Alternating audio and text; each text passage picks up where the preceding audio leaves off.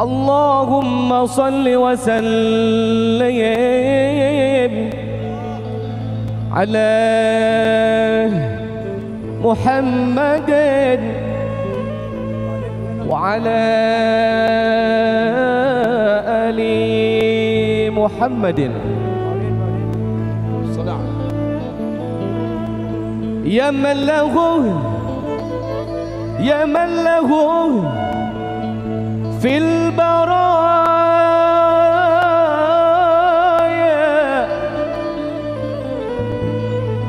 ممن وبرا وجده، أنعم علينا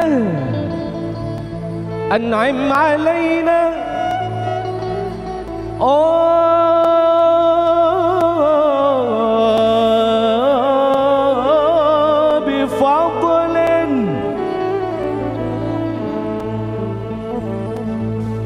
أنعم علينا بفضل ورحمة يا ودود.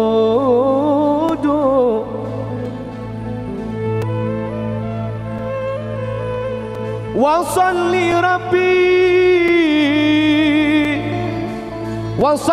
ربي على من بذكره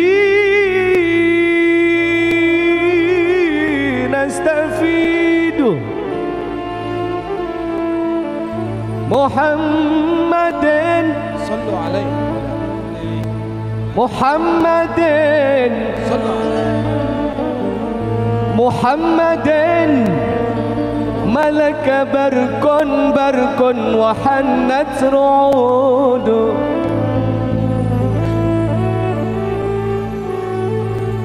ربي فانفعنا ببركتهم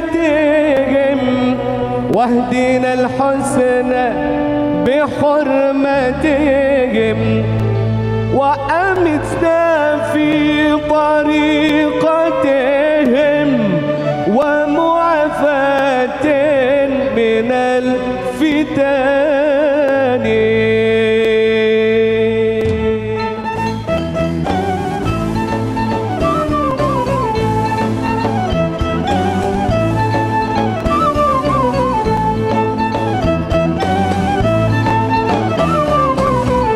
يا ربي صل على محمد، يا ربي صل عليه وسلم، يا ربي صل على محمد، يا ربي صل عليه وسلم، يا ربي صل على محمد، يا ربي صل عليه وسلم، يا ربي صل على محمد، يا ربي صل عليه وسلم، يا ربي صل على محمد.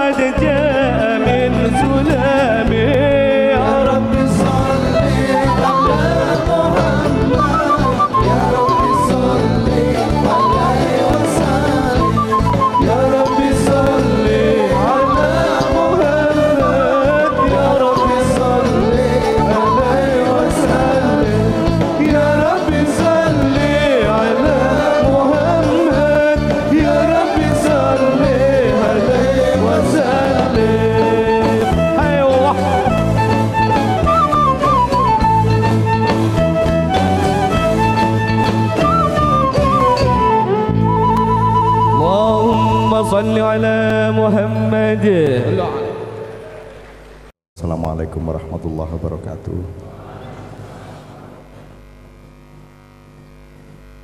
Saya kira kita akan sebaiknya, karena yang kumpul ini para santri di tengah dunia yang memang sangat membutuhkan santri untuk diperbaiki. Tes.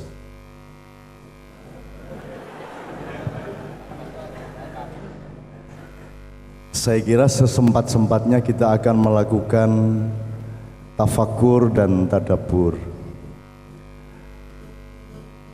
Tadabbur itu atas Al-Quran, kalau tafakur atas alam dan kehidupan. Selama ini di dalam budaya dan dunia pendidikan Islam, kata tadabbur justru dipakai untuk alam. Jadi selalu ada acara tadabbur alam, tolong perhatikan Al-Quran, dititeni ayat-ayatnya, nanti Anda akan mengetahui bahwa kata tadabbur sesungguhnya oleh Allah dianjurkan untuk digunakan justru terhadap informasi-informasi literer yang disebut Al-Quran. Nah, ada informasi yang sifatnya kauniyah, yaitu alam semesta dan manusia, itu firman-firman yang sebelum firman-firman kata atau literer, itu pakai kata tafakur. Jadi ngelihat Gunung Merapi tafakur, ngelihat tanaman tafakur, ngelihat bedanya pesantren UI dan tempat-tempat kos di Jogja Utara, itu kita tafakur. Kan sekarang kos yang rajin itu yang nggak ada induk semangnya, yang bebas keluar masuk, kamar mandi di dalam, bisa membawa perempuan kapan saja. Itu yang laris di Jogja sekarang.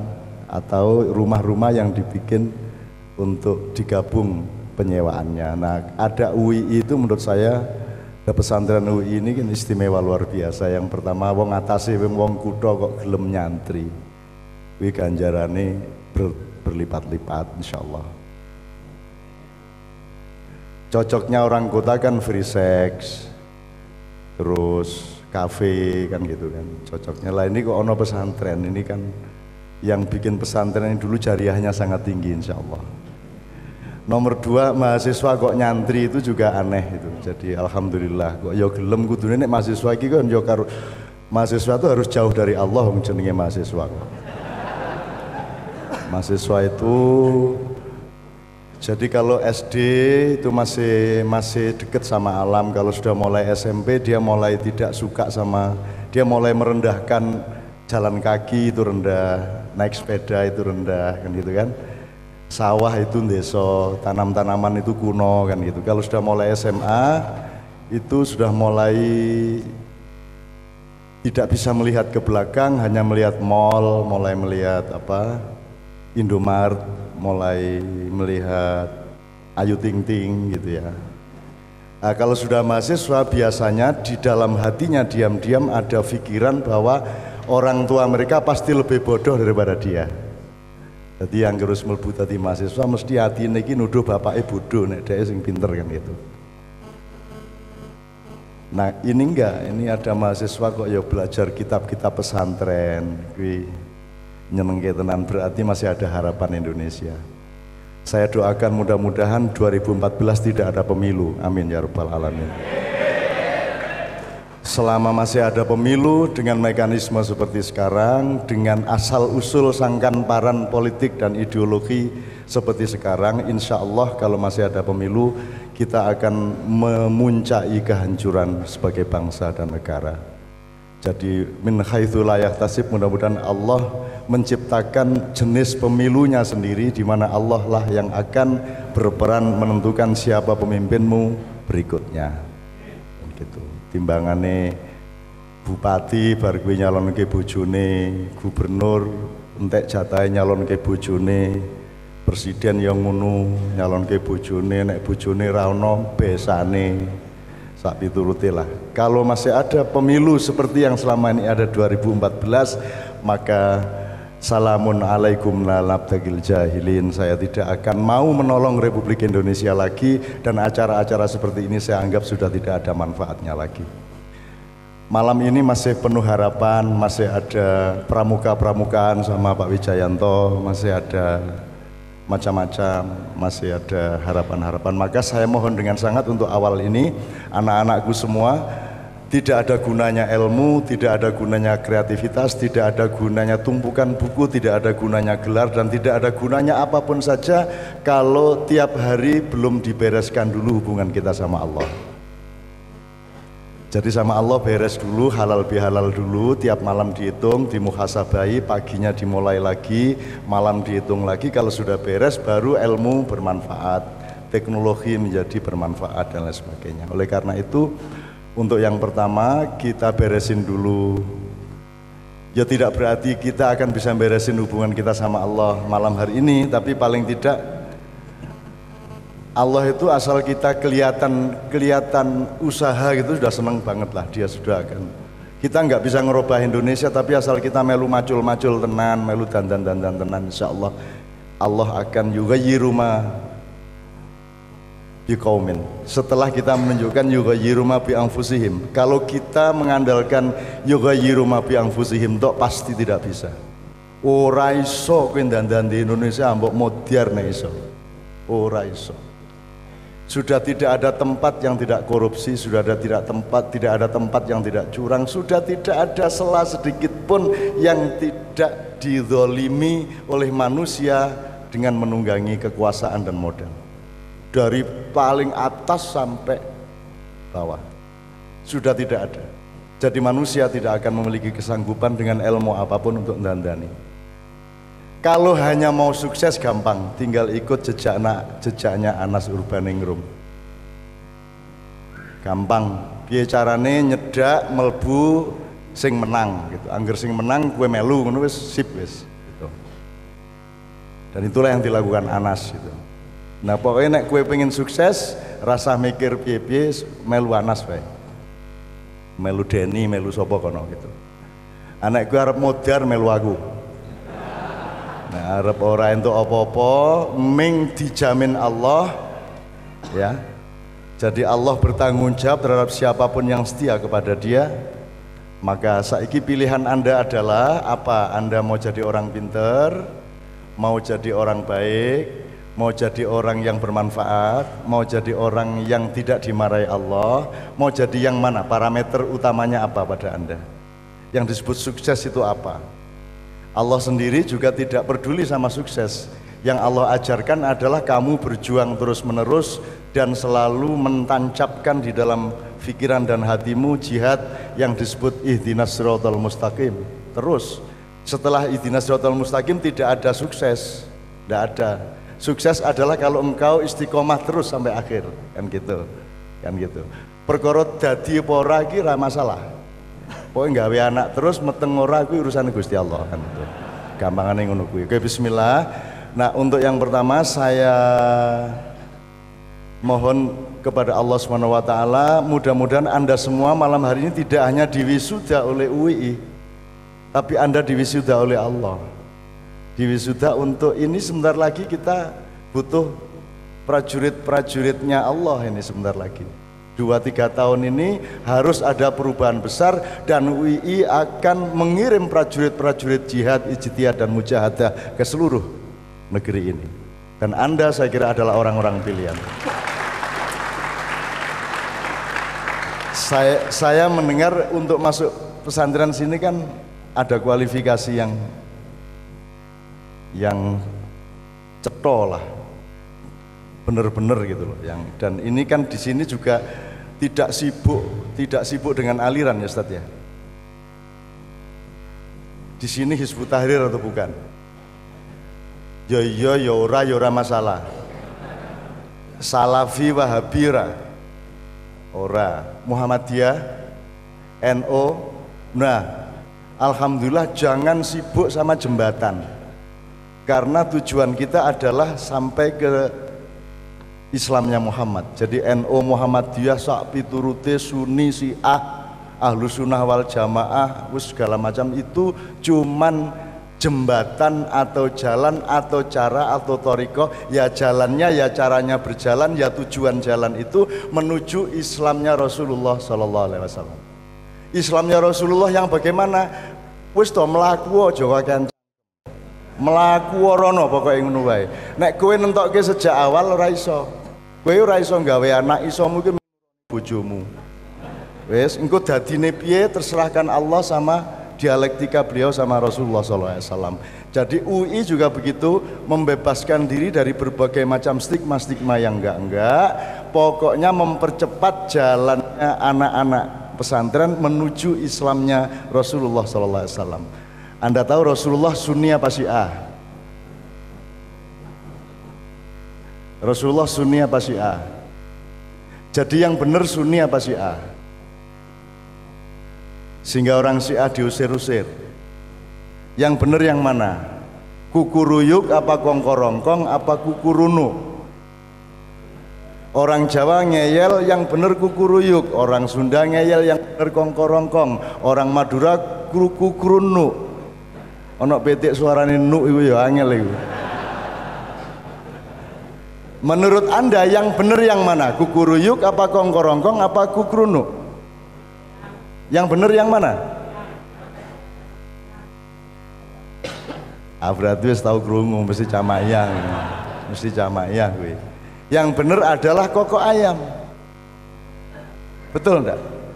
Loh, bahwa telingamu mendengar versi berdasarkan sistem budaya, sistem pendengaran, sistem nilai, sistem ilmu antara telinga dengan saraf otakmu menyimpulkan bunyinya adalah kukuruyuk, itu kebenaran subjektifmu, dan kamu jangan menyalahkan yang punya sistem lain yang menghasilkan kongkorongkong. Kan begitu. Mari kita toleran. Katanya tadi menurut Ustadz Roy, salah satu ciri pesantren UI adalah santrinya penuh tasamuh, kan begitu, penuh toleransi, penuh keluasan untuk saling memahami. Ustadz Roy ini namanya Laroy Bafiha, Laroy Bafiha aslinya dulu Laroy Bafihi Hudalil Mutakin, disingkat Roy, kan gitu kan. Kalau Pak Amin Rais nama aslinya Bismillahirrahmanirrahim Alhamdulillahirrahmanirrahim terus sampai Ihdinas siratal mustaqim siratal ladzina an'amta 'alaihim ghairil maghdubi 'alaihim waladdallin amin. Terus akhirnya disingkat Amin, ditambahi bapaknya Rais, kan gitu. Kalau Wijayanto angel.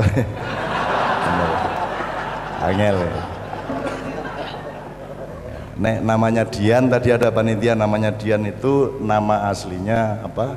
Bersakit-sakit dahulu, bersenang-senang, kemudian terus dipanggil Dian. Oke. Bismillah. Sekarang saya minta teman-teman semua, mudah-mudahan Allah mencukupi rezekinya orang tuamu di rumah. Ya. Allah menjamin keluar. Wis sudah punya kerjaan sekalian santri di sini, Pak? Belum ya? Sudah punya kerjaan?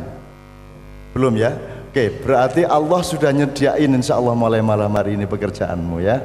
Dan pekerjaanmu bukan pekerjaan syubhat, bukan pekerjaan yang merugikan APBN, APBD maupun AP-AP yang lain, tapi pekerjaan yang dari Allah ditransformasi menjadi rizki melalui kerja keras dan keterampilan yang Anda latih selama di kampus dan pesantren. Jadi mudah-mudahan Allah menyediakan rizkimu sehingga kalian siap menjadi pejuang yang tidak berjuang untuk mencari rizki, tapi Allah mencukupi rizkimu maka engkau berjuang. Saya akan memanggil beliau-beliau, termasuk ada beberapa santri yang akan saya minta untuk maju, misalnya 1 atau 2 orang dari santriwan, 1-2 orang dari santriwati. Tapi sebelum itu, sebelum beliau saya mohon untuk maju, saya mengajak Anda semua untuk memohon kecukupan dari Allah SWT.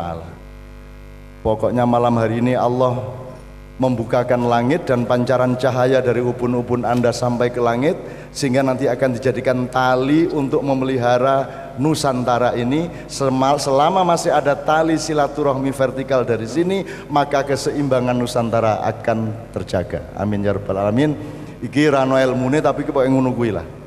Anda menjadi orangnya Allah untuk menjaga Indonesia, kan baik. Kemanapun Anda menyebar maka terjadi keseimbangan, karena Allah memiliki rawasia.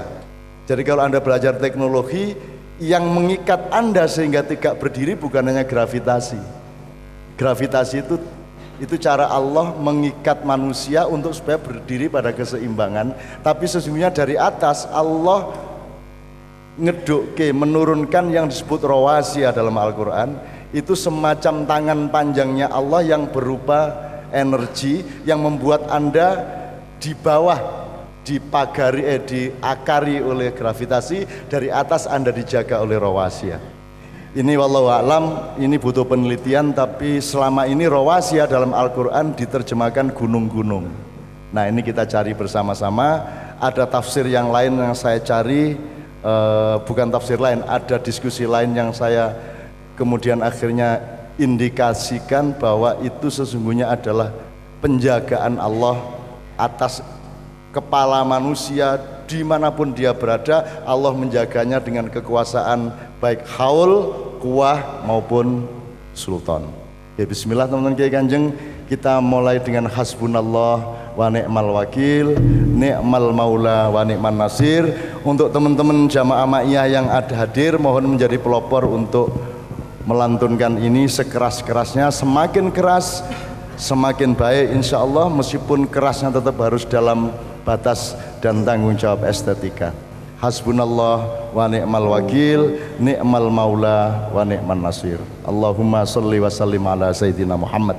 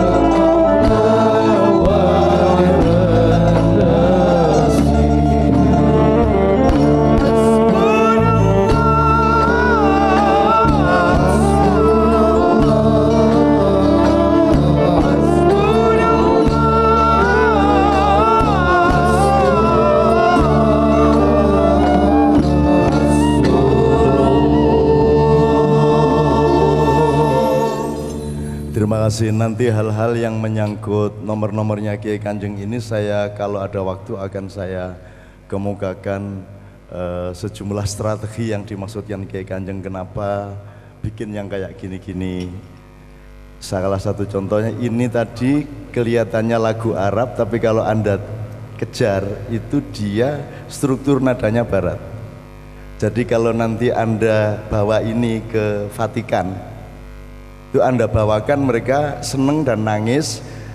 Setelah itu baru kita kasih tahu tadi hasbunallah wa ni'mal wakil, mereka Anda paham kan gitu.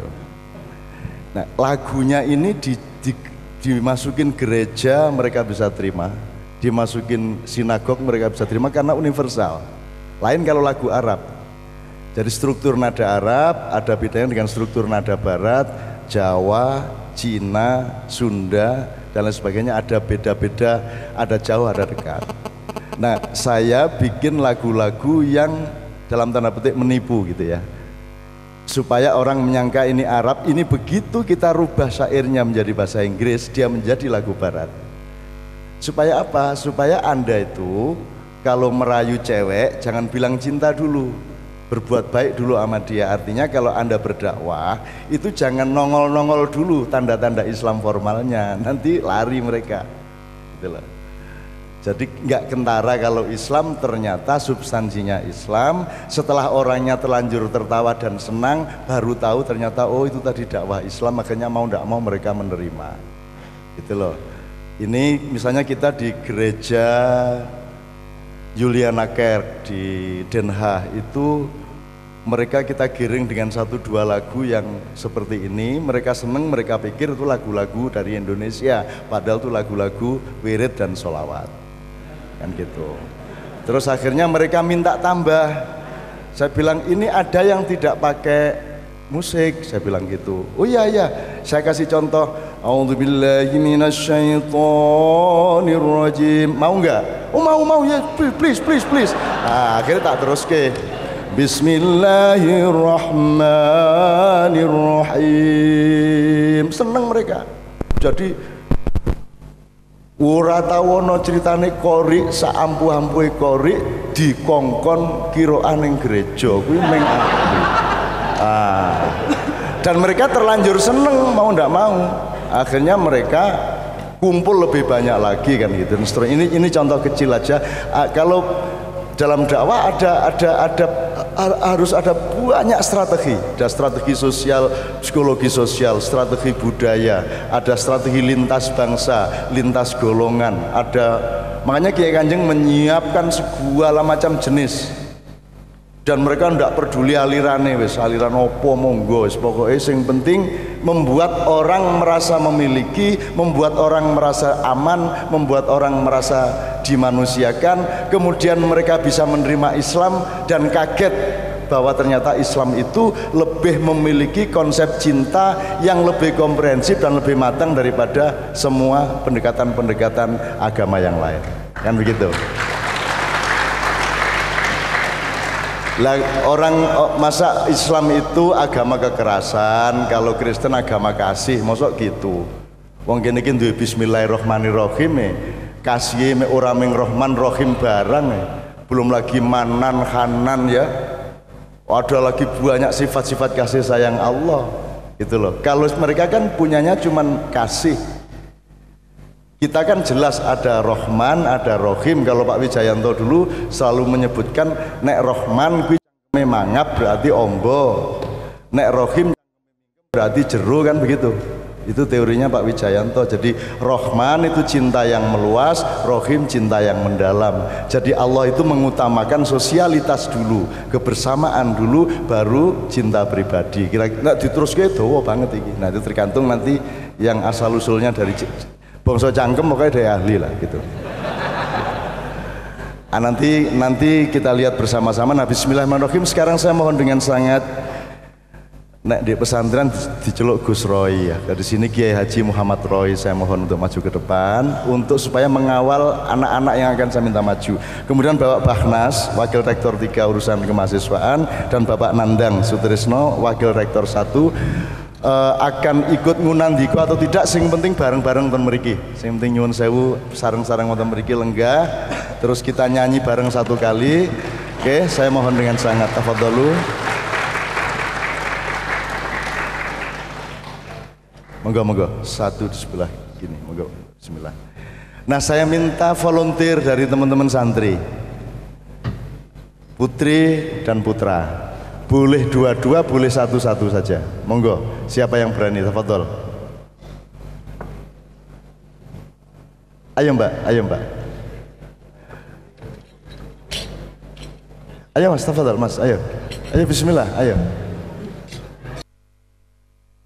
Malam ini kita dapat perundingan ilmu dikit aja, asal kunci sifatnya insya Allah sudah akan bisa membawa ijtihad yang panjang bagi masing-masing yang terlibat maupun yang mendengarkan. Saya mohon dengan sangat mbak, satu orang paling tidak atau dua orang. Tafadhol. Ya sudah. Santri dek, dari mana dek? Jombang, nggih. Ayo mbak. Mana? Oke, silakan. Yang saya kalau gitu Ustaz Radhi mriki. Agak kesini sedikit ya, oke. Kalau boleh Mbak Via sama Mbak itu di sebelah kanannya Mas Islamianto, supaya tidak marginal, supaya tidak merasa dipinggirkan, nanti terus ada LSM gender datang ke sini nanti.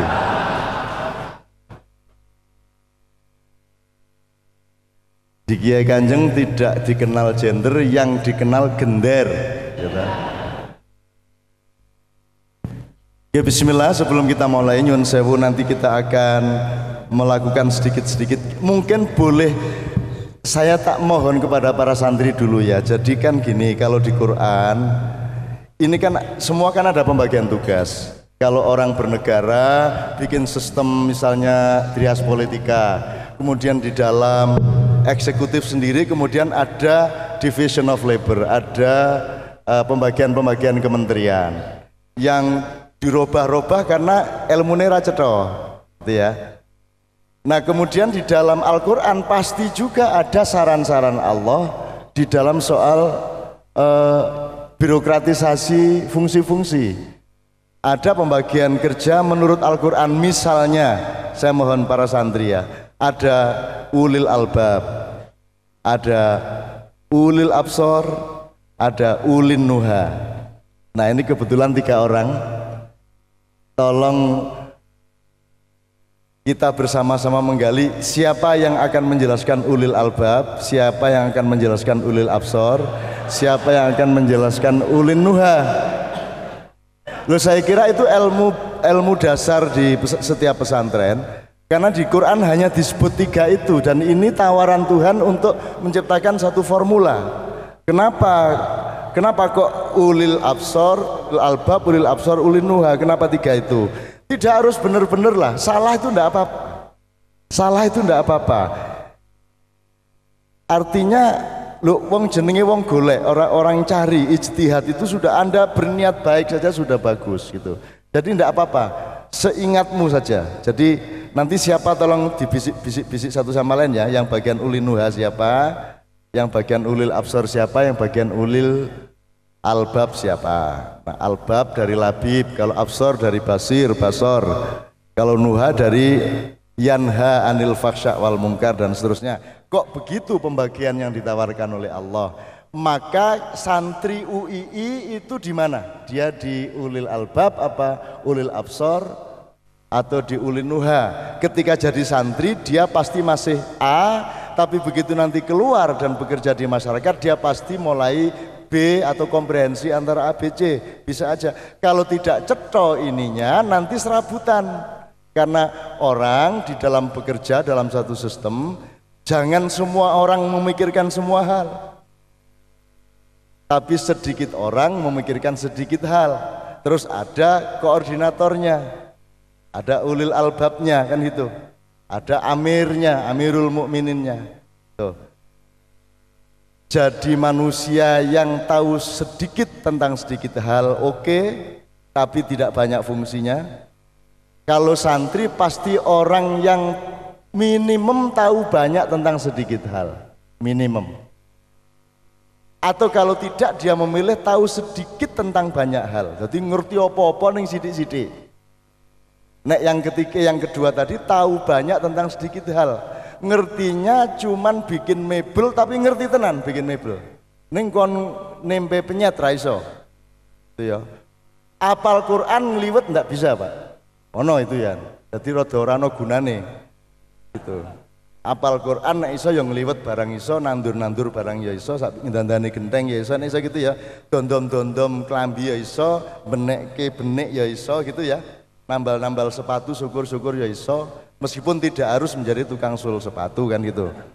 Saya kira ada, nah yang saya kira tujuan Anda semula kelak adalah menjadi orang yang tahu banyak tentang banyak hal.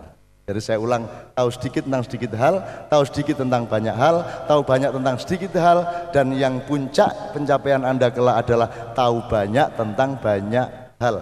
Rasulullah adalah manusia yang tahu banyak tentang banyak hal. Ketika Anda masih S1 itu tahu banyak tentang sedikit hal, tapi begitu mulai S2 mulai tahu agak banyak mengenai sedikit hal, tapi begitu sudah selesai S3 Anda tahu banyak tentang cukup banyak hal.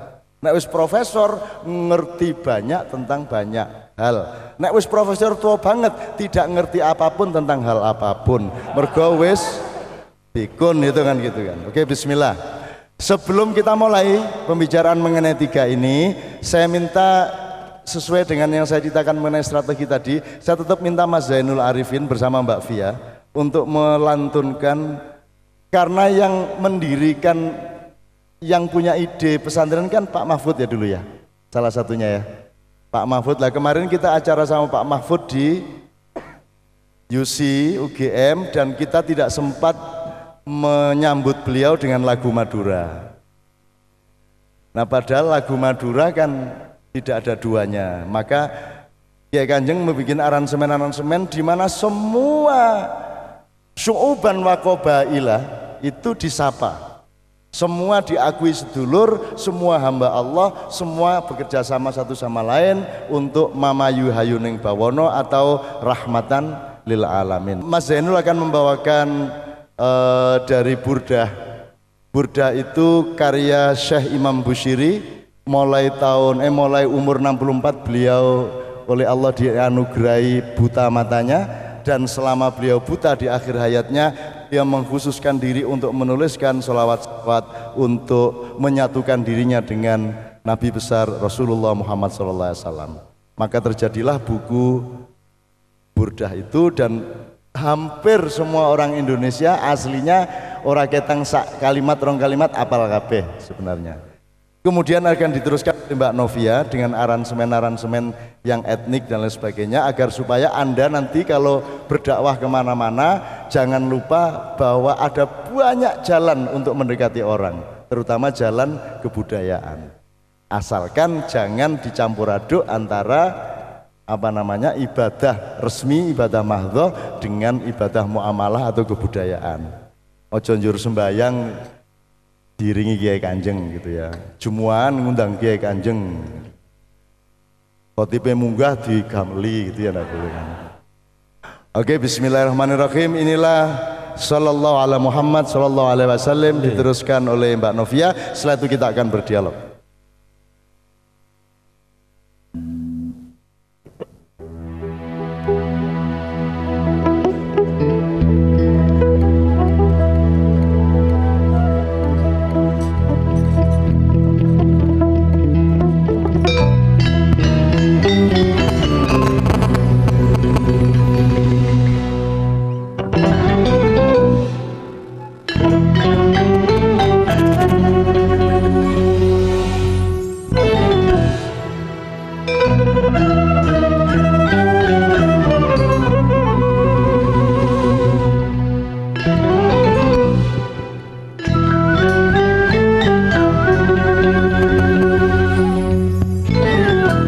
سيدي يا أبا بكر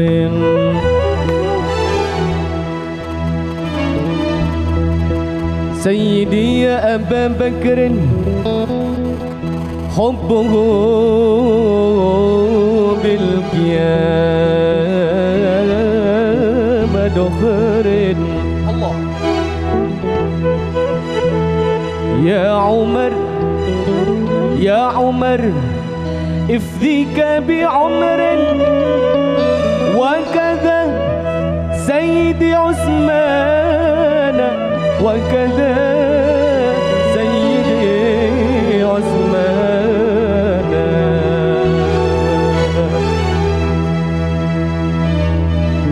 يا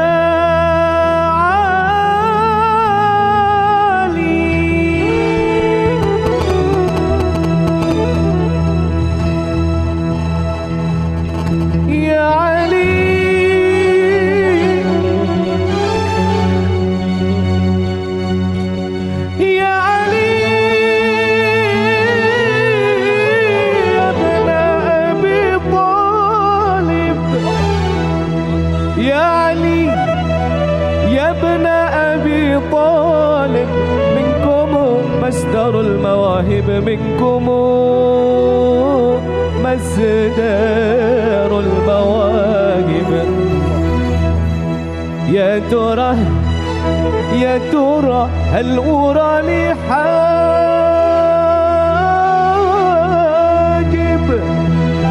عندكم أفضل الجلمان عندكم أفضل الجلمان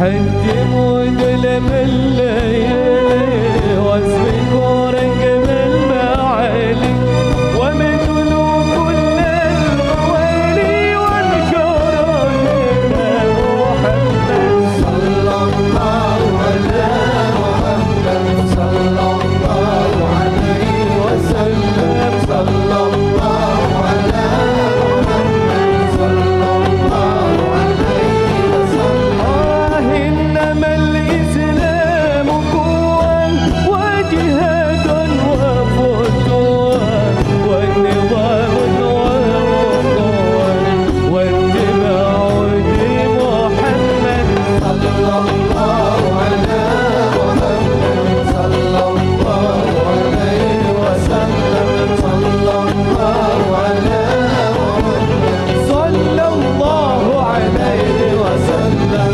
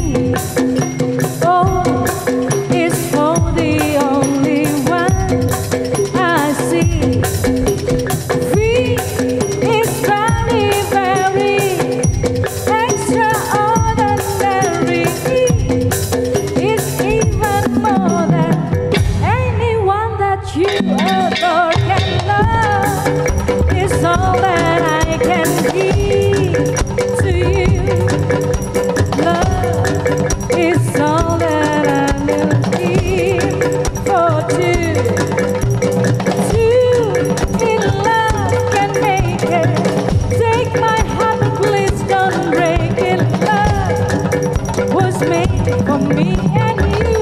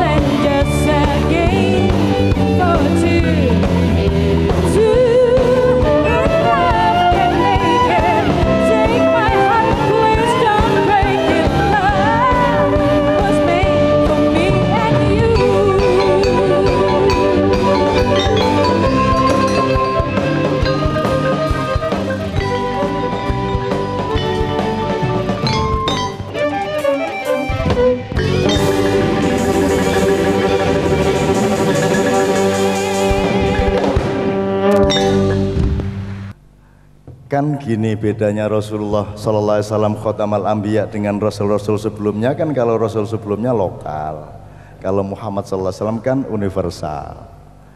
Jadi anak buahnya Nabi Musa harus beda dong wawasannya sama anak buahnya Nabi Muhammad. Kalau Nabi Musa ya pengetahuan budaya dan metode dakwahnya cukup regional lokal saja, tapi kalau kita ini anak buahnya Rasulullah SAW, kita harus menguasai seluruh unsur kebudayaan universal, mau ndak mau.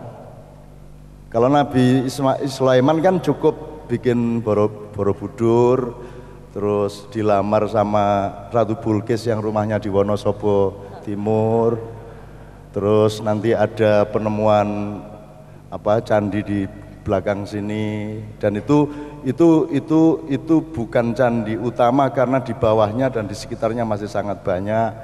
Bahwa Borobudur itu nanti juga Anda akan ketahui itu cuman kamuflase karena ada candi Borobudur yang sesungguhnya yang strukturnya itu dengan kosmologi dan arsyullah itu begitu tinggi tingkat presisinya karena diciptakan juga oleh teknologi yang terbimbing oleh Allah melalui para nabi pada waktu itu.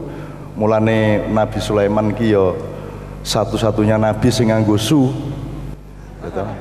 Nek liyane ki kan yo mulane saiki terus Sulaiman, ono Salaman, ono Salam, ono Soleman. Jadi desa-desa sekitar sini memang ini saya bukan mengatakan ini iya, tapi kan kita kan harus terus mencurigai dalam tanda petik berbagai macam kemungkinan. Karena Anda jangan kaget, SBY nanti juga di akhir jabatannya akan mengeksploitir salah satu penemuan piramid yang dia curi dari teman-teman kita sendiri yang datanya lebih valid.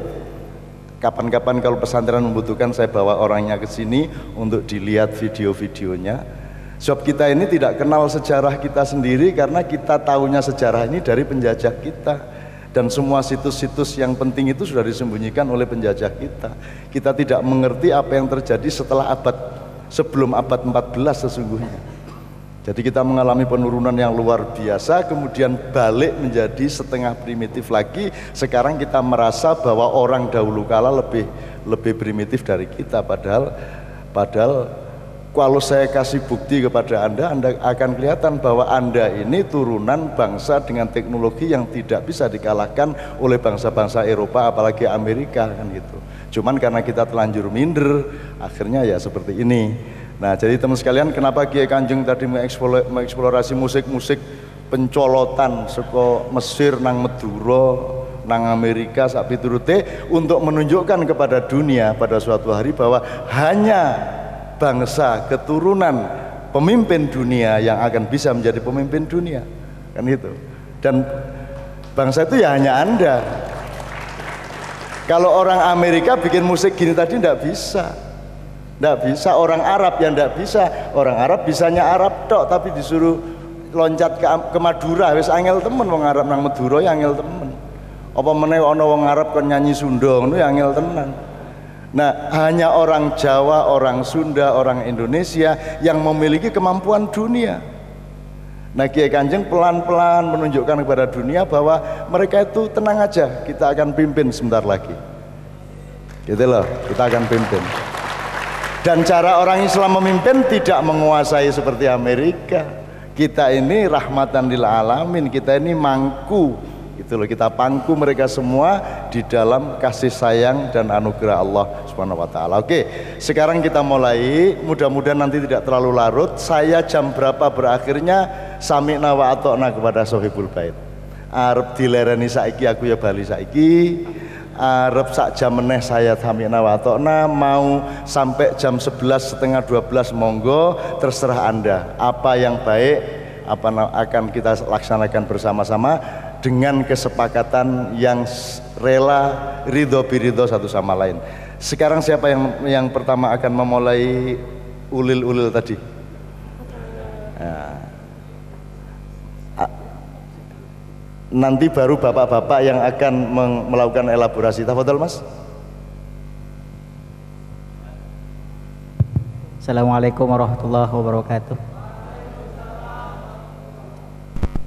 Jadi kalau kalau berbicara tentang ulil ya, saya nggak menyinggung masalah ulil absar abdallah itu enggak. Ya kalau saya, menurut saya ini tidak ada teori yang saya dapatkan, hanya berpikir sekarang gitu ya. Dari perspektif bahasa, ulil apa albab pertama itu ya pintu, saya akan artikan pintu. Tapi kenapa Allah sering sebutkan dalam Al-Quran itu orang yang berakal itu? Karena akal itulah kunci dalam apapun untuk mengelaborasi, untuk meneliti hal sebagainya. Jadi ulil albab itu adalah level pertama menurut saya. Jadi level kedua itu ulil abusar, basir, dia melihat observasi. Jadi kenapa ulil abusar abdallah itu sering ngomong dan sebagainya, dia hanya pandai teori gitu ya, dia nggak tahu konflik di kalangan horizontal dan sebagainya. Maka dia katakan ulil abusar abdallah, bukan ulil nuha abdallah. Nah yang ketiga ulil nuha, dia orang yang sudah tahu, kalau dalam bahasa Cak Nun tadi, dia tahu banyak hal dalam segala hal, dalam banyak hal, maka dia mempunyai tugas untuk amar ma'ruf nahi mungkar, maka dikatakan ulin nuha itu. Jadi tingkatannya lebih besar gitu. Mungkin itu saja yang dapat saya sampaikan ya. Saya tepuk tangan. Saya akan berikan, tapi tolong tetap dipegang. Saya sambil akan kita dengarkan, jadi biarkan ini random dulu. Tapi saya tanya sama Anda tadi kan menegaskan mengenai akal, bahwa akal itu apa tadi istilah antum? Akal itu merupakan perangkat anugerah Allah bagi manusia yang gimana tadi? Senjata untuk mengelaborasi hal apapun dan Untuk mengelaborasi. Oke. Akal sama otak beda enggak? Beda sama juga ya. Oke, saya tanya, Anda pernah makan ayam goreng? Pernah? Pernah makan otak kambing? Belum. Tapi ada otaknya. Ada. Oke, jadi kambing punya otak, manusia punya otak. Kenapa manusia bisa berpikir, kambing tidak? Jadi otak sama akal berbeda apa tidak? Beda ya. Nah, apa yang menyebabkan otaknya manusia bisa dipakai untuk berpikir? Menurut Al-Quran atau menurut perkiraan atau tafsir Anda? Akal ini. Karena akal. Karena hardware yang namanya otak di apa namanya? Kalau di komputer diapain itu? Diinstal, disuntik software akal. Jadi akal itu software apa hardware? Software. Letaknya di mana berarti dia? Operating sistemnya kan di sini. CPU-nya seluruh badan kan gitu kan? Oke. Dia sudah ada atau dia upgrade terus akal itu? Upgrade. Oke, dari sekarang sudah sampai Windows berapa? Kalau Mac sudah Lion ya, sudah 10.7 ya. Kalau Mac ya 10.7 sudah Lion. Nah, berarti otak manusia, akal manusia juga upgraded all the time oleh Allah atau default? Default ngerti? Default itu baku. Enggak. Standar. Enggak kan? Ditingkatkan terus ya, oke. Loh, kalau Anda tidak memakai idiom-idiom yang dialektis dengan apa yang Anda kenal sehari-hari, itu lebih lamban berpikirnya. Nah, dengan Anda karena komputer itu ya niru kita, niru hardware softwarenya di kepala manusia. Jadi dia yang niru, bukan kita niru komputer. Terakhir pertanyaan sebelum saya ke Mas dan Mbaknya. Kata kerjanya akal itu apa? Kalau akal itu kan kata benda, kata kerjanya apa? Akila. Akila ya kan? Akila. Loh, akila fil Arabian al-an mal fi'il Indonesia. al-akal fi Indonesia berakal. Mana? Berakal is not kata kerja. Mengakal. So apa? Kalau fikiran ya al-fikru yatafakkaru atau yufakiru ya fil Arabi. Thumma al-akal ya'kil fil Arabi wa madha fi Indonesia? Berpikir. Mengakali.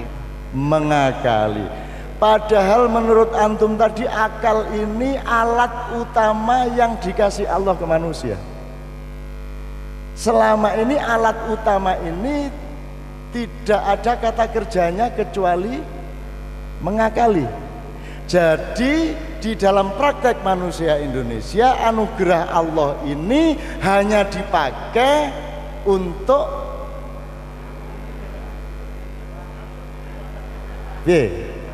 jelas ya? Jelas. Mulai hari ini kalau boleh teman-teman dari pesantren UII mempelopori penggunaan kata mengakali. Mengakali itu benar. Selama ini mengakali tidak denotatif tapi konotatif, menjadi menipu, mencurangi, melicii. Padahal mengakali bimakna means memperlakukan sesuatu dengan menggunakan akal. That means ngakali. Jadi mengakali itu baik atau buruk? Nah, mulai hari ini mari kita satu sama lain mengatakan, yuk kita akali ini. Itu artinya kita mengkreatifi, mencerdasi. Itu ya. Kalau Anda mampu merintis itu, dahsyat. Karena lembaga bahasa Indonesia tidak punya kemungkinan untuk merombak ini, tidak punya. They don't understand any Arabics, mereka tidak paham, gitu loh. Jadi pesantren UI yang pandai bahasa Inggris, pandai bahasa Arab, saya kira bisa mempelopori di antara Anda. Yuk kita akali. Kalau perlu bikin workshop mengakali tanah, mengakali pohon, mengakali benih, mengakali macam-macam. Dan dalam arti yang positif, sebagaimana aslinya. Setuju ya? Dari mana antum? Kalimantan. Min ayyi Kalimantan? Kalimantan Al-Wusta. Al-Wusta berarti Palangkaraya. Dayak atau Madura? Bakumpai. Ya? Pasti belum tahu jak Bakumpai. Oke. Ya, belum tahu karena dulu saya pernah punya rencana untuk memindah ibu kota Republik Indonesia dari Jakarta ke Palangkaraya. Itu ya. Mandu nek wis ngene iku. Tapi itu semua kan rencana manusia, itu terserah Allah lah. Kita itu pokoknya terserah Allah aja lah. Yang penting kita kelihatan nyangkul, nanti Allah yang akan menyuburkan tanah gitu loh ya. Kira-kira gitu ya. Oke. Tepuk tangan sekali lagi untuk Palangkaraya, untuk sahabat kita. Berikutnya saya berikan kepada wanita dulu. Apabila Ustadz Aif tadi membicarakan tentang ulil albab, kali ini saya ingin membicarakan mengenai ulin nuha. Ulin nuha itu berasal dari kata naha. Nah, naha dalam bahasa Jermannya istilahnya itu ngeker. Tahu ngeker? Ngeker fil Jawa. Nah, dalam bahasa Jawa kan ngeker, dalam bahasa Indonesianya itu menahan. Menahan dari apa? Naha anil fahsya'i wal munkar. Cukup.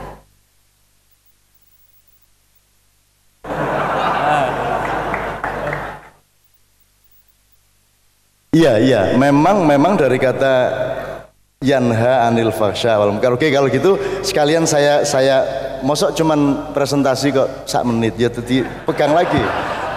Oke, sekarang gini. Ada istilah sangat populer amar ma'ruf dipegang. Nahi mungkar. Oke. Kalau nahi mungkar di dalam division of labor itu tugas siapa? Rakyat, pemerintah, intelektual, budayawan, aktivis, mahasiswa. Kalau nahi mungkar itu tugas siapa? Semuanya. Tugas semuanya. Jadi pemerintah harus nahi mungkar, ulama harus nahi mungkar, rakyat harus nahi mungkar, pesantren, sekolah, semua harus nahi mungkar. Tepuk tangan untuk beliau. Oke. Sekarang amar ma'ruf tugas siapa? Semuanya juga. Kenapa kok semuanya? Why? Karena kalau tidak semuanya itu akan terjadi ketimpangan. Oke. Tadi kan ngomongnya epistemologi. Ma makna amar?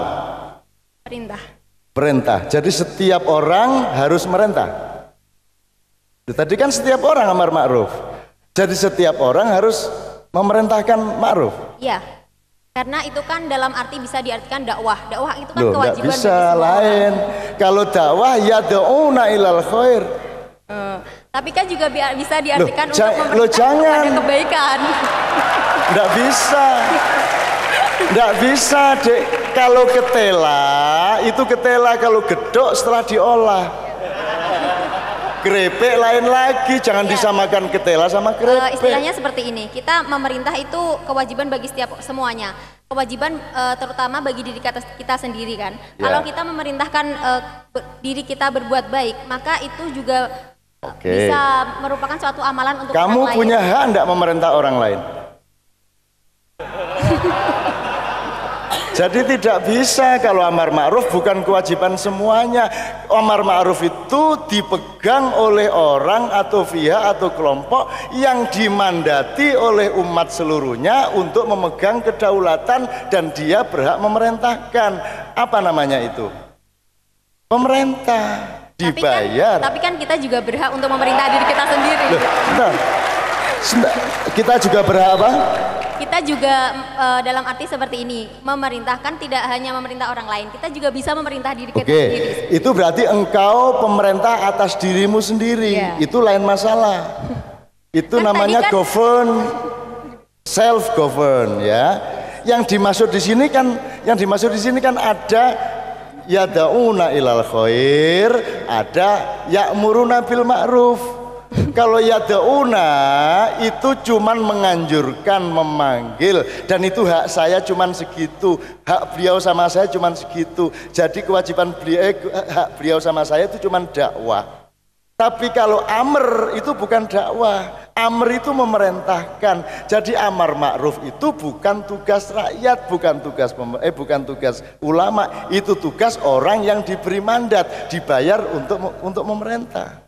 Jadi amar ma'ruf itu tugas pemerintah, maka kata-katanya amar. Kalau Anda sama saya dakwah khair, kalimatnya adalah yad'una ilal khair. Kalau dakwah itu tidak punya kekuatan hukum, tapi kalau amr itu punya kekuatan hukum dan politik. Ada bedanya. Krepek sama gedok kan begitu. Cetok ya. Jangan disamakan. Kalau filosofinya sama, asalkan kepada diri sendiri. Aku pemerintahku sendiri. Imam itu lebih dari itu. Aku istriku sendiri, aku suamiku sendiri, semua ringkes sendiri. Berarti seorang ibu juga bisa disebut sebagai pemerintah. Bisa atas dirinya sendiri. Nah, itu dirinya sendiri. Sik to, Dek, kita ngomong masyarakat. Kowe nek ngene carane ora ana sing wani ngrabi kowe.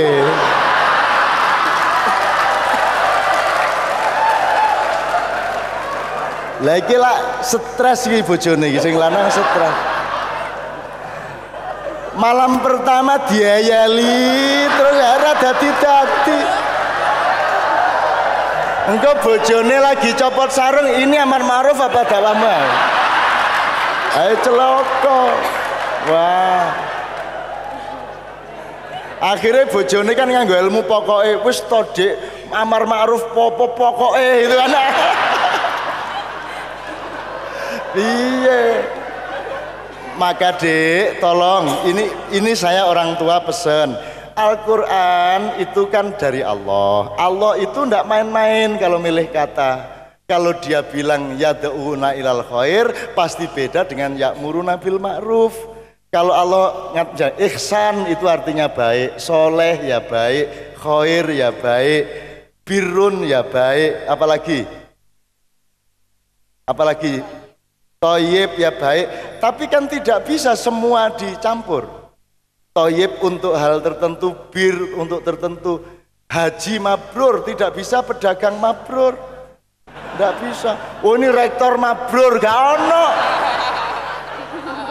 Ya, lo nek ngarani awak-awakmu dhewe sak karep-karepmu dhewe, tapi kan sekarang ada tatanan epistemologis yang harus kita taati, apalagi itu dari Allah.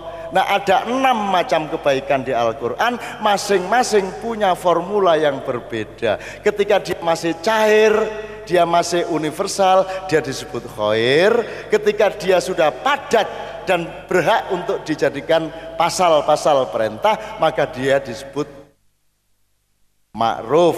Nah, kalau ma'ruf itu harus amar, Tidak boleh yad'una ilal ma'ruf, tidak boleh.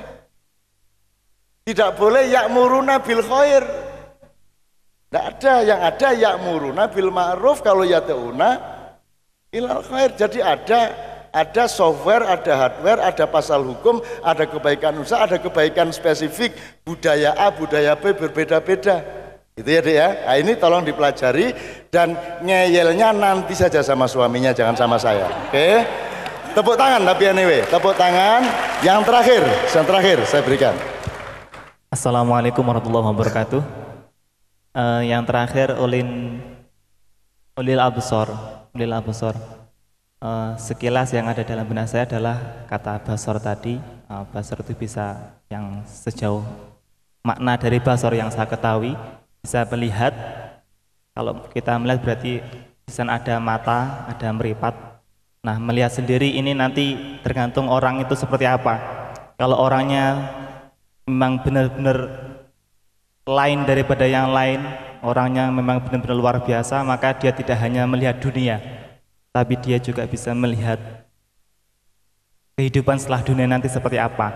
Sehingga dalam ulil absar itu dituntut seseorang untuk bisa melihat dunia dan juga melihat setelah yang ada di dunia atau di akhirat nanti seperti apa. Itu mungkin yang bisa saya jelaskan. Terima kasih. Oke, di sekitar ungkapan beliau sesungguhnya begitu luas cakrawala dan kosmosnya ya. Tapi kita nyicil gini ya, pas malam ketemu 1-2 jam nyicil dikit-dikit gini. Kalau upamanya Allah itu memang bikin terminologi, ada ulil nuha, ada ulil albab, ada ulil absor. Sekarang kita, Anda ini kan kaum intelektual nih, kaum intelektual, mahasiswa, santri beda sama santri UII. Beda sama mahasiswa UII. Santri UII adalah mahasiswa UII yang sudah melegalisir hubungannya sama Allah. Tapi kalau mahasiswa UI belum tentu. Ya Pak ya, belum tentu. Karena secara akademis Allah tidak diakui. Allah tidak bisa dibuktikan dengan metodologi apapun. Karena seluruh ilmu pengetahuan di kampus itu ateis. Nah, maka lahirlah pesantren UI untuk meneguhkan kembali sehebat-hebat ilmumu itu illa qalila minallah. Maka di pesantren ini ditegaskan hubunganmu yang mendasar dengan Allah. Makanya mahasiswa UI masih belum tentu. Tapi kalau sudah santri pesantren UI sudah pasti. Itulah sebabnya UI ketika masih mahasiswa disebut Universitas Insya Allah Islam. Kalau sudah santri pesantren UI sudah Universitas Islam Indonesia, kan begitu? Karena sudah benar-benar. Karena Anda bisa menjelaskan secara ilmiah hubungan Anda dan ilmu pengetahuan dengan Allah. Tapi kalau santri UGM, santri UI tidak ada pelajarannya, kan begitu? Nah, jadi Anda di sini ini yang membuat Anda menjadi istimewa, gitu ya.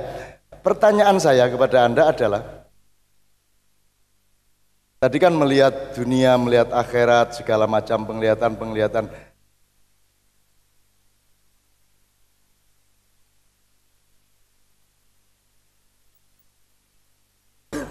Basor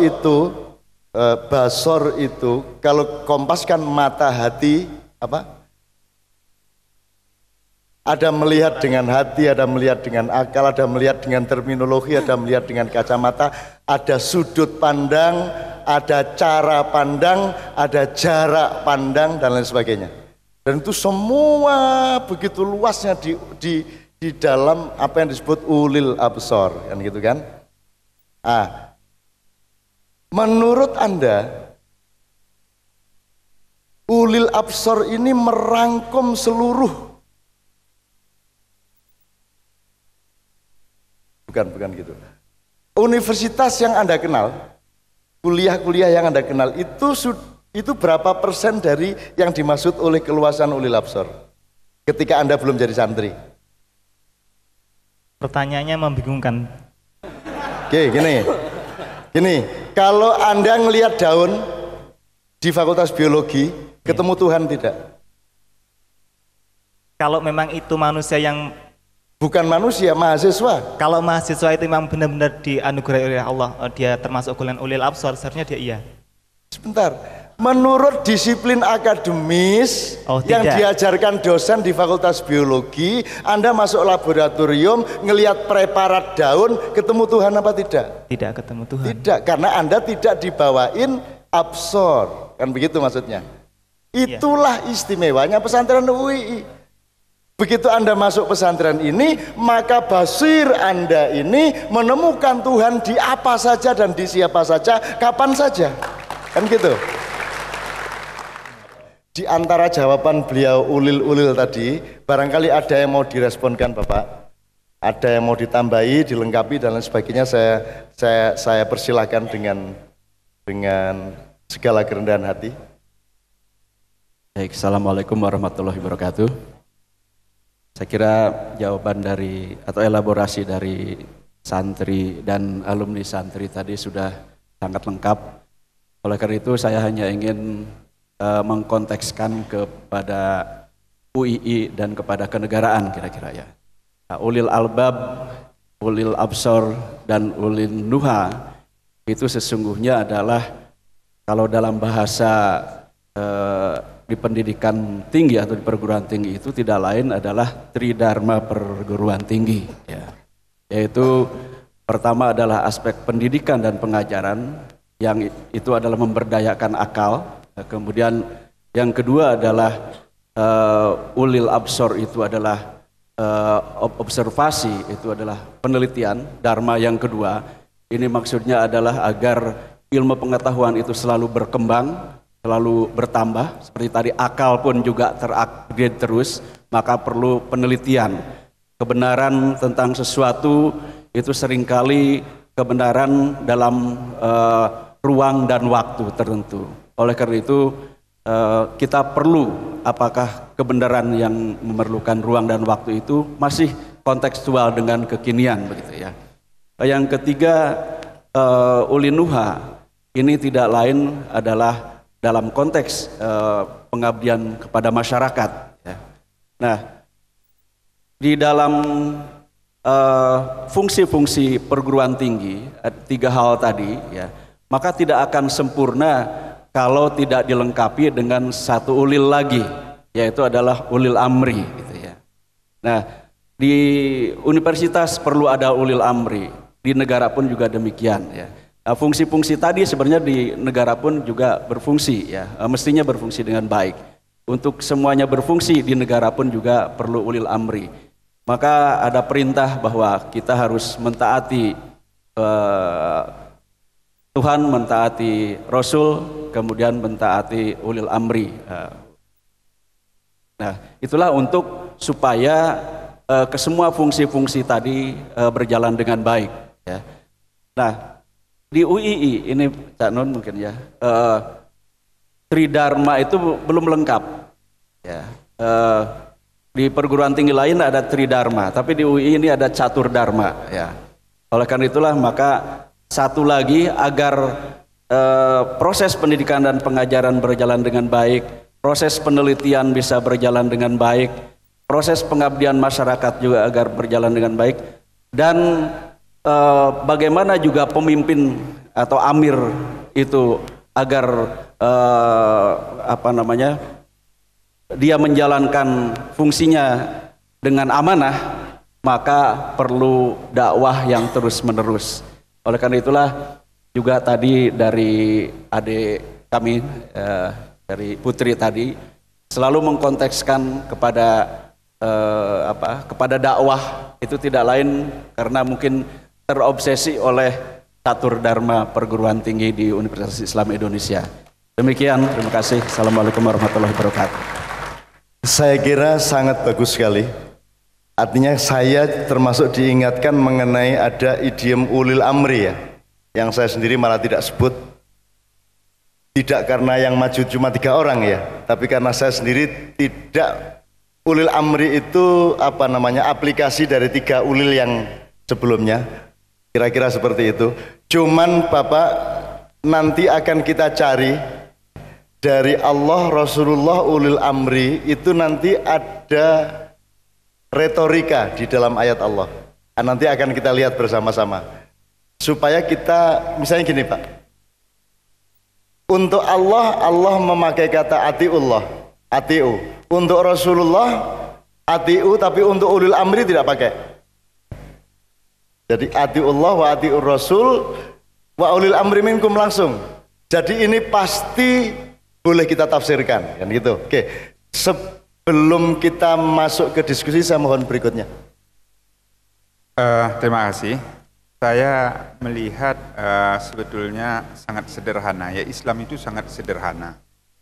Di buku fikih itu kita semua tahu bahwa syarat keislaman seseorang itu adalah baligh dan berakal. Apa berakal itu? Itu yang bisa membedakan antara yang benar dengan yang salah, antara yang hak dengan yang batil. Inilah kuncinya, walaupun yang lain-lain dari ulil albab tadi itu adalah pengembangannya. Jadi inti pertamanya itu sebetulnya adalah di aklinya ini, di akalnya itu. Oleh karena itu seseorang kalau dia walaupun dia sudah fasih, anak kecil fasih begitu ya, mengaji, dia fasih baca Al-Quran, tapi mungkin dia belum bisa membedakan yang benar dengan yang salah. Dia belum bisa mana yang hak, mana yang tidak. Punya temannya punya dia. Ya. Nah, oleh karena itu Islam itu adalah untuk orang yang berakal ini, yang bisa membedakan mana yang hak dia, mana yang bukan hak dia, mana yang seharusnya tidak dilakukan dan mana yang harusnya dilakukan, sehingga Islam menjunjung tinggi akli ini. Demikian Ustaz.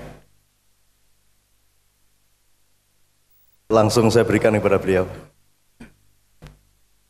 Assalamualaikum warahmatullahi wabarakatuh. Saya tidak akan menambahin banyak ulil amri tentang ulin nuha, tapi saya akan lebih fokus kepada yang ulil albab, dan mungkin saya kontekkan dengan kondisi pesantren UI, kondisi santri begitu. Jadi ulil albab itu yang kita pahami dari ayat, kemudian wa yadhkurunallaha qiyaman wa qu'udan wa ala junubihim wa yatafakkaruna fi khalqillah. Jadi penggabungan antara potensi akal dengan potensi hati begitu. Nah, nanti Cak Nun bisa memberikan solusi kepada kita semua, kepada adik-adik semuanya. Selama ini yang terjadi di kalangan santri, kita sebenarnya berusaha sekali ingin menggabungkan dua itu, potensi akal dengan hati. Spiritual, intelektualnya oke, spiritualnya oke. Sebab kalau cuma intelektual saja yang oke, terkadang dia benar tapi kadang tidak benar, atau kadang pinter tapi minteri begitu. Nah, kita spiritualnya juga ingin kita inikan.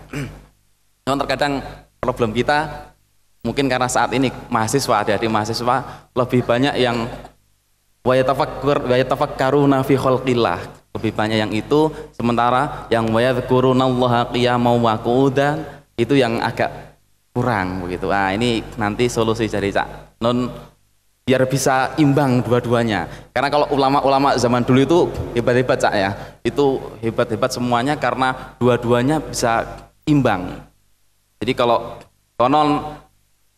saya sering bilang sama adik-adik santri, kalau kita bisa mengimbangkan dua-duanya, itu suatu saat intelektual kita mentok, maka spiritual yang akan berbicara, yang akan menolong. Al-Ghazali itu ketika Al-Ghazali bukan seorang muhadis, tapi ketika beliau dalam Ihya-nya itu banyak mengutip hadis dan ternyata hadisnya itu kok soheh, banyak yang soheh. Itu ulama banyak kemudian setelah Ghazali merasa Ghazali ini bukan muhadis tapi kok bisa dari mana cara tahrij hadisnya sehingga hadisnya itu banyak yang soheh. Ternyata cara Al-Ghazali ketika menemukan hadis ini ragu-ragu apakah soheh atau tidak. Al-Ghazali langsung tulis hadis itu, setelah itu sholat 2 rakaat, kemudian dia bau hadis itu. Dibau, dicium. Kalau hadisnya berbau harum maka ini berarti asli dari Rasulullah. Tapi kalau baunya apek ini bukan dari Rasulullah. Langsung dibau seperti itu. As-Suyuti yang bisa menggabungkan duanya juga langsung malah tidur bermimpi bertemu Rasulullah, langsung dikasih fatwa itu hadis dariku gitu. Nah, kita dari Cak Nun mungkin ada masukan biar adik-adik bisa menyeimbangkan itu. Terima kasih. Assalamualaikum warahmatullahi wabarakatuh. Saya tidak kasih solusi karena tidak ada masalah. Saya cuma ingin mengatakan orang Islam itu masih ragu-ragu terhadap keindahan. Kalau terhadap ilmu, terhadap kebaikan, ya, pinter, apik itu tidak ragu-ragu, tapi kalau indah itu masih ragu-ragu. Artinya tidak ada eksplorasi, tidak ada ijtihad di situ, padahal saya kira kita lebih banyak dikepung oleh keindahan dibanding oleh kebaikan dan kebenaran. Artinya selama ini karena estetika atau keindahan ini diwakili oleh banyak kemungkaran-kemungkaran budaya, akhirnya yang kita salahkan estetikanya, padahal yang salah itu adalah kemungkaran-kemungkaran budayanya itu. Nah, estetika itu sebelum kebenaran disadari, estetika dulu. Bayi itu tidak bisa Anda ajari, tidak bisa Anda ajari dengan kebenaran dan kebaikan, tidak bisa. Dia menemukan dan merasakan keindahan dulu, di tengah gejalanya baru dia menemukan kebenaran dikit-dikit. Nah, saya kira bagaimana eksplorasi estetika ini dengan pengetahuan dan batas-batas fikih dan syar'i yang jelas itu digarap. Tidak harus jadi kayak Kiai Kanjeng, tidak. Tapi kan dari orang milih peci, milih wong gini aja, ini kan estetika nih. Tadi yang nyugui ini kan pakai lepek, pakai gelas, pakai tutup. Itu pun disesuaikan. Kalau teh itu mungkin pakai cangkir, tapi kalau kopi pakai gelas, itu estetika. Jadi tadi yang bawain minum tidak bawa ceret ke sini terus saya disuruh mangap ini ya. Ya enggak, itu namanya estetika. Dan tidak satu huruf pun di dalam Al-Quran yang Allah tidak mengkonsep secara estetik. Tidak ada ayat yang tidak indah, Pak. Jadi nomor satu, jangan remehkan orang yang menghafalkan Al-Quran atau merengeng-rengengkan hafalan Al-Quran. Tidak apa-apa, biarin dia belum akal dulu tapi cinta dulu kan boleh. Karena kalau menuju cinta ini, kalau kebenaran tidak sampai, Pak. Kalau menuju Rahman dan Rahim ini, yang pasti sampai, itu biar dia di hutan, biar dia tidak sekolah, itu bisa sampai ke Rahman Rahim melalui estetika dan cinta. Kan gitu. Tapi kalau melalui akal ini kan persyaratannya wis mahal, banyak dan ruwet kan begitu. Jadi menurut saya yang kita bawa kemana-mana itu adalah menumbuhkan keyakinan bahwa estetika itu penting. Sholat aja kan yo sama Allah itu dibikin begitu rupa, geraknya aja indah. Ngimami yo kudu enak, masuk ngimami gak enak, Mas. Bismillahirrahmanirrahim. Alhamdulillahirabbil alamin. Ar-Rahmanir-Rahim. Ya enggak bisa dong, karena harus ada lagunya, terserah mau pakai lagu apa, tapi estetikanya kita kerjakan, kita garap. Karena Allah sendiri itu memilih kata itu begitu setia kepada maknanya. Ketika dia misalnya Fabi ayyi ala'i rabbikuma tukadziban, itu dipilih semua an itu untuk menunjukkan keindahan. Tapi ketika dia marah, tabat yada abi lahabi watab, semua dies kayak tari saman. Tari saman itu tidak ada fade out, tidak ada selesai pelan-pelan, kan gitu kan. Nah, itu keindahan yang padat, yang keras, kayak tabat yada abi lahabi watab ma'akna umal wa makasab, itu del, itu satu jenis keindahan. Maka kalau kiroah tabat ya jangan lemes. Tabat yada, lo nesu kok ngono. Itu lagu rock, kalau ibarat musik itu rock, dan nyanyinya apa kiroahnya juga harus rocky kan gitu. Kan gitu kira-kira. Ini kalau enggak paham begini kan lucu Al-Quran jadinya. Gitu loh. Kayak dangdut itu sepiring berdua tapi joget. Miskin tapi joget, itu kan tanda-tanda bahwa estetikanya tidak konsisten, tidak nyambung. Oke. Terima kasih, saya mohon berdiri bersama-sama. Dan sewu.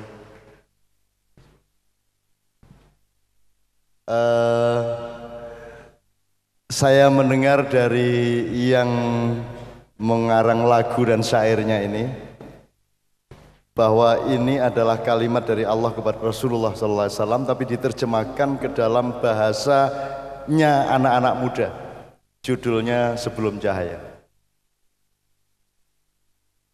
Nah, saya minta Mbak Via, Mas Doni, semuanya memimpin kita bareng-bareng. Mas agak maju lagi mungkin, kalau diperkenankan agak maju lagi. Betul.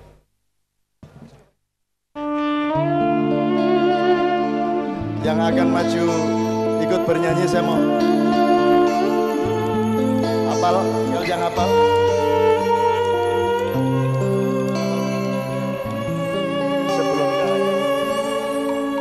Ku teringat hati yang bertabur mimpi, kemana kau pergi cinta, perjalanan